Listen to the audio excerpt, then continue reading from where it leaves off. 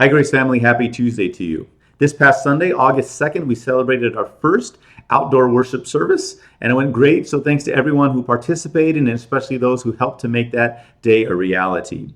Now, we are going to do another outdoor worship service in 2 Sundays. So, not August 9th, this coming Sunday, but August 16th. So, our next outdoor worship service, our second one, is going to be Sunday, August 16th at 9 a.m.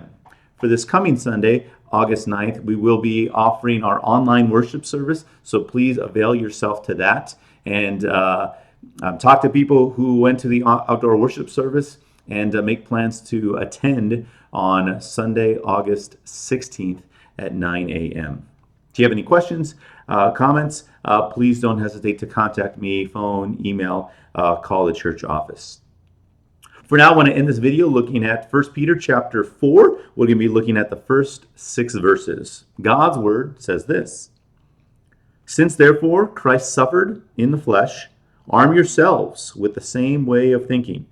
For whoever has suffered in the flesh has ceased from sin, so as to live for the rest of the time in the flesh, no longer for human passions, but for the will of God.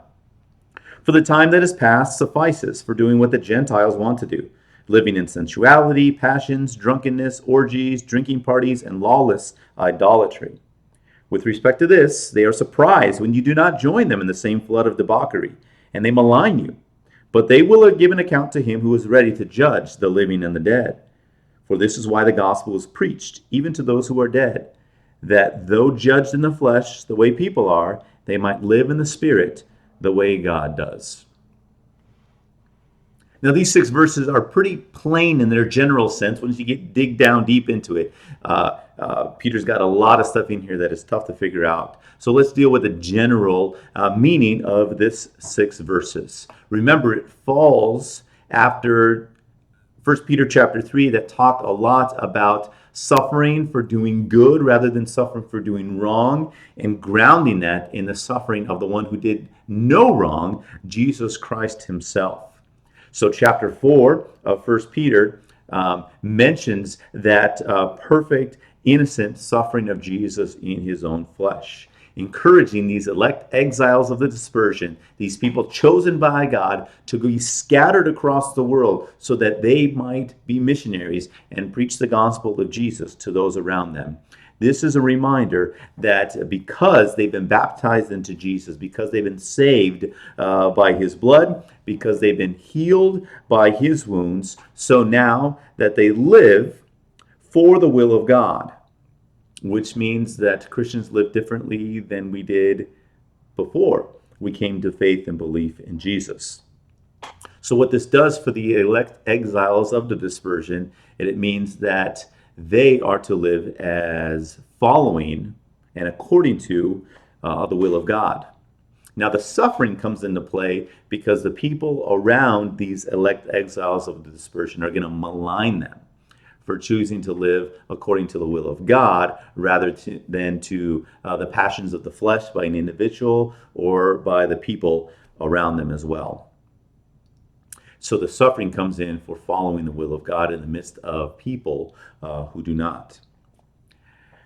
Now, this is the familiar in the world and not of the world, but it's important to remember that God has scattered these people to these places so that they might be missionaries, so they might preach the gospel. So it's important that while God's people are encouraged to live for the will of God and not succumb to the passions of the flesh or to the passions of the community in which they find themselves in, it's also important to remember that the people among whom we live, those that have yet to come to faith, would still be receptive to hearing the gospel message. So while we don't conform to the pattern of this world, while we live according to the will of God, it's important that we don't give the impression, one, that by living according to the will of God, we earn our own salvation, or that we're better than other people because we live according to the will of God. If you notice the list of sins and vices there in verse 3, you notice that if we live according to those passions of the flesh, it's not loving to other people. So the tack that we take in living according to the will of God among people who don't is that we don't take part in those things because the will of God states that we are loving to other people. So we abstain from certain things, yes, because it's sinful, but also we abstain from certain things because sinful actions are not loving towards others. What that'll do is keep us from giving off the impression that we're better because we follow the will of God, or that we follow the will of God in order to earn our own salvation, but rather we follow the will of God in obedience to Him and in love for other people. That's the first part of 1 Peter chapter 4. Good to talk to you via video this Tuesday, and we'll be back for video on Friday. God bless your day.